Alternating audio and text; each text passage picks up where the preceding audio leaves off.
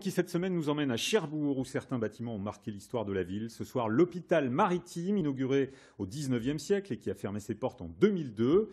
Ce vaste bâtiment militaire est aujourd'hui occupé par des entreprises, des étudiants et des associations. Pauline Comte et Marie Saint-Jour.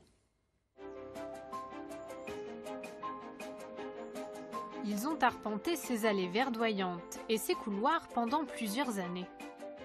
Ça, c'était l'admission des malades graves. Après, c'était la salle de réveil, là. Et puis après, on arrive au bloc opératoire. Ces médecins reviennent aujourd'hui dans ce qui était l'hôpital maritime de Cherbourg, là où des militaires et des civils étaient soignés jusqu'en 2002. Le docteur Eliès est ophtalmologue. C'est ici que se trouvait son cabinet de consultation. C'est quand même un plaisir d'exercer son métier dans un cadre qui était quand même exceptionnel. Et l'ambiance avec vos confrères ici C'était amical, c'était justement l'intérêt des petits hôpitaux militaires, c'est comme une fratrie. Voilà, tout le monde s'entraide, tout le monde, voilà, c'était de bons moments. De bons moments qui ont aussi marqué la carrière de cet anesthésiste réanimateur.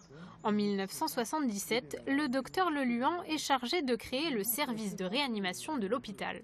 Quand je suis arrivé ici, il n'y avait pas l'électricité qu'il fallait puisqu'il y avait que du 110 volts dans l'hôpital et aucune machine à l'époque déjà ne se branchait sur du 110 volts. Donc la première affaire à régler a été de décider, les autorités, de nous donner d'abord du 220 volts. Jusqu'à sa fermeture, l'hôpital ne cesse de se moderniser. Une volonté présente dès la construction de cet établissement. Au moment où Napoléon III vient à Cherbourg, il va décider de la construction, effectivement, d'un grand hôpital.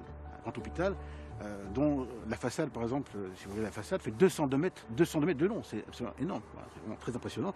Et c'est vrai que pendant un certain temps, on a qualifié cet hôpital maritime de Petit Versailles, Cherbourg.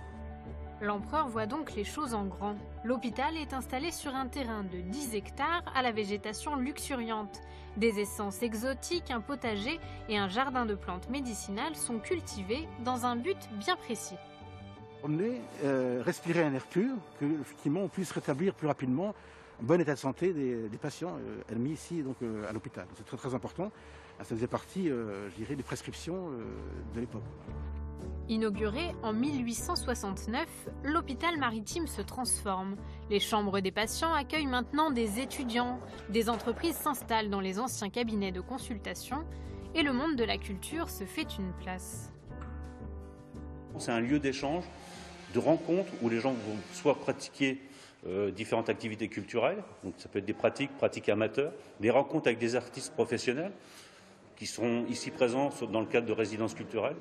Avant, le médical soignait le corps entier, nous on va soigner la tête et le bien-être, c'est ce qu'on va essayer de faire ici. Donc je vous redis, on installe les grilles, vous choisissez dans quel ordre vous mettez les cadres qu'on a préparés la semaine dernière. Le bâtiment et les jardins ont inspiré ces collégiens. Non, là c'est trop relevé. Attends, non, regarde, mettez-vous contre un casier. Ils exposent aujourd'hui leurs clichés. On avait un thème, c'était les lignes, et du coup c'était bien parce qu'avec les arbres et tout, c'était très ligné à la fois, mais en même temps il y avait de la nature et c'était quand même un peu brouillon, on va dire. Je trouve que c'est quand même une bonne idée, et d'être exposé en soi-même, ça fait bizarre, mais je pense que ça va être une bonne expérience quand même. Une petite fierté ? Ouais, quand même. Réservé autrefois aux patients, le lieu s'ouvre à tous les Cherbourgeois. Plus de 150 ans après sa construction, l'hôpital maritime reprend vie autrement. Et restons dans le monde culturel avec là où